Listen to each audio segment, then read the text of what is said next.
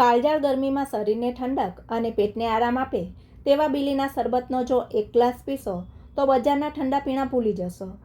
હા ફ્રેન્ડ્સ, આજે હું બનાવી રહી છું બીલીનું શરબત. ગરમીમાં પાકતા બીલી ફ્રૂટનું સેવન કરવાથી શરીરને ઠંડક મળે છે, પાચન સુધરે છે, થાકમાં ઘટાડો થાય છે અને મન પણ શાંત થાય છે. તો શરબત બનાવવા માટે આ પાકા બીલીના ફળને બીલીના ઝાડ ઉપરથી તોડ્યું છે અને નીચે પડવાને લીધે તે તૂટી ગયું છે, એટલે મારે તેને તોડવું નથી પડ્યું. હવે હું તેના ઉપરના કાચલાને અલગ કરીને તેમાંથી મીઠો ગર બાઉલમાં કાઢી લઉં છું.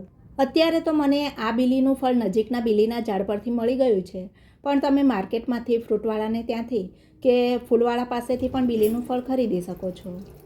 આ રીતે બીલીમાંથી બધો જ ગર કાઢી લીધા પછી ગરવાળા બાઉલમાં મેં ચોખ્ખું પાણી ઉમેરી ગરને પલાળી દીધો છે અને ઢાંકીને 1 કલાક રહેવા દીધો છે.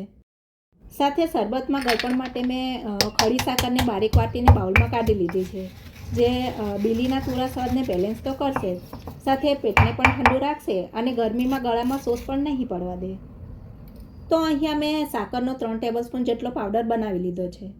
હવે 1 કલાક પછી પાણીમાં પલળીને ગર એકદમ ઢીલો પડી ગયો છે, એટલે હું ચોખ્ખા હાથથી ગરને મસળી ગરનો બધો જ રસ પાણીમાં કાઢી લઈશ. તો હવે થોડીવાર ચોળ્યા પછી બધો જ ગરનો રસ પાણીમાં આવી ગયો છે. ગરના રેસા અને બી પણ અલગ થઈ ગયા છે અને શરબત બનાવવા માટે મને જેવો જોઈએ છે તેવો રસ પણ તૈયાર થઈ ગયો છે. હવે હું આ તૈયાર કરેલા રસને એક બાઉલ ઉપર ચાણી મૂકી ધીમે ધીમે દબાવીને ગાળી લઈશ.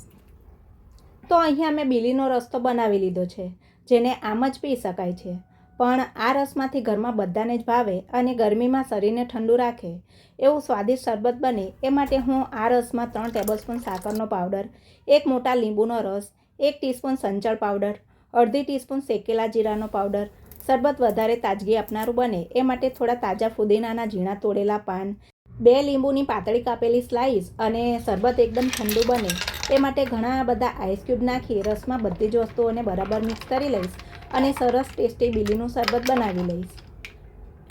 આ માપથી મેં મીડિયમ ગ્લાસના 4 ગ્લાસ ભરાય એટલું બીલીનું શરબત તૈયાર કર્યું છે. તો આ ઉનાળામાં તમે પણ કુદરતે આપેલી અમૂલ્ય ભેટ એવા બીલીના ફળમાંથી ઠંડુ ઠંડુ શરબત બનાવજો અને શરીરને અંદરથી ઠંડુ રાખજો.